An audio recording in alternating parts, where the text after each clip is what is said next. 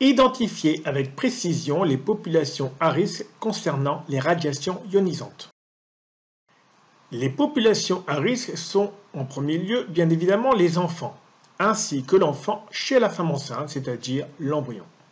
Nous rajouterons à ces populations à risque les personnes déjà irradiées, car il y a un risque de cumul de doses, ainsi que les personnes obèses. Il y a effectivement augmentation des paramètres, des constantes, ainsi qu'une augmentation de la dose d'entrée en raison du raccourcissement de la distance tube-peau du patient. Listez des actes présentant des expositions conséquentes. Ce chapitre vous permettra de rechercher dans votre service, dans votre travail quotidien, les situations les plus à risque. Quelles sont les technologies les plus irradiantes? Sur cette diapo, vous trouvez des camemberts. Les deux du haut représentent le nombre d'actes effectués en 2007 et en 2012, selon l'étude de l'exposition sur la population aux radiations ionisantes. Les deux du bas représentent la dose collective de chacune des technologies. En rouge, il s'agit de la radiologie dentaire, qui ne nous concerne pas. En bleu foncé, il s'agit de l'imagerie de projection. En vert, il s'agit du scanner. En bleu clair et violet, il s'agit de la radiologie interventionnelle et de la médecine nucléaire. Le scanner est la technologie la plus irradiante, avec un facteur multiplicateur de 6,85 entre les actes et la dose, puis suivent l'imagerie interventionnelle et la médecine nucléaire. Loin derrière se trouve la radiologie classique, avec un facteur multiplicateur de 0,32. D'autre part, l'on constate l'augmentation du nombre de scanners et surtout la chute des actes en imagerie conventionnelle entre 2007 et 2012. Scanner, imagerie interventionnelle et médecine nucléaire sont les technologies les plus irradiantes sur les patients. Les secteurs anatomiques les plus radiosensibles en imagerie de projection, bien sûr cela est en rapport avec le WT, le facteur tissulaire de chaque organe. Sans surprise, évidemment, c'est l'abdomen qui arrive en tête avec un facteur multiplicateur entre l'acte et la dose de 4,48, suivent le bassin avec le facteur multiplicateur de 1,98.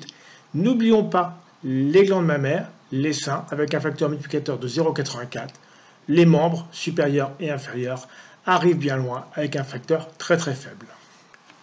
De la même façon, au scanner, nous retrouvons les secteurs anatomiques les plus radiosensibles que sont l'abdomen avec un facteur multiplicateur de 1,68, la tête et tronc surtout parce qu'il y a le tronc avec un facteur multiplicateur de 1,78, le rachis parce qu'il se trouve également dans le thorax et dans l'abdomen avec un facteur multiplicateur de 1,14. Par contre, tête et cou sont relativement peu radiosensibles. Je rappelle que les 5 organes les plus radiosensibles aux effets aléatoires, selon les WT de la CIPR 103, sont le poumon, les glandes mammaires, l'estomac, le côlon, le système hématopoïétique. Ce sont ces organes-là qu'il faut protéger de l'irradiation. En conclusion, pour bien cibler vos examens à risque pour pouvoir intervenir dessus et améliorer la radioprotection du patient, cherchez les populations à risque que vous avez dans votre service, les technologies à risque et les secteurs anatomiques que nous venons de voir. Nous allons rajouter à cela aussi la fréquence de réalisation dans votre service. Une petite dose multipliée par de nombreuses fois représente une dose efficace collective importante.